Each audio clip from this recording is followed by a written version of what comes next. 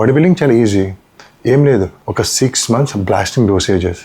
నువ్వు ఒక body builder అయిపోతావు, కాంపిటీషన్స్లో కంపీట్ చేస్తావు, మెడల్స్ వచ్చేస్తాయి, అండ్ తర్వాత నువ్వు ఒక కోచ్ కింద మారుతావు, నువ్వు ఇంకొకరిని ట్రైన్ చేస్తావు, సక్సెస్ఫుల్గా నువ్వు ఇంకొక పర్సన్ని స్పాయిల్ చేస్తావు. ఇది బాడీ బిల్డింగ్ కాదు.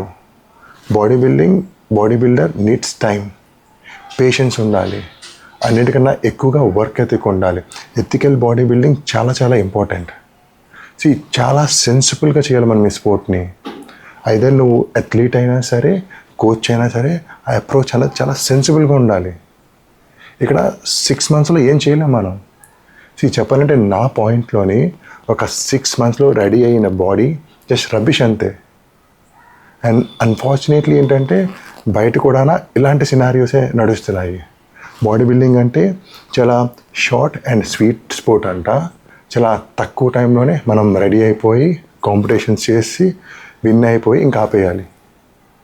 ఇక్కడ ఆపేయడం మనం పక్కన పెడితే, మనము ఎంత తక్కువ టైంలోని రెడీ అయిపోయి ఒక అన్బిలీవబుల్ ఫిజిక్ని అచీవ్ చేస్తే, ఎంత తక్కువ టైంలో చేస్తే మనం అంత నాలెడ్జబుల్ పర్సన్ కింద కన్సిడర్ చేస్తున్నారు మనం బయటన. సీరియస్గా బయటన అలాగే ఉన్నారు అందరూ. సో అదేంటంటే చాలా అన్హెల్దీ అండ్ కంప్లీట్గా రాంగ్ కూడా అది.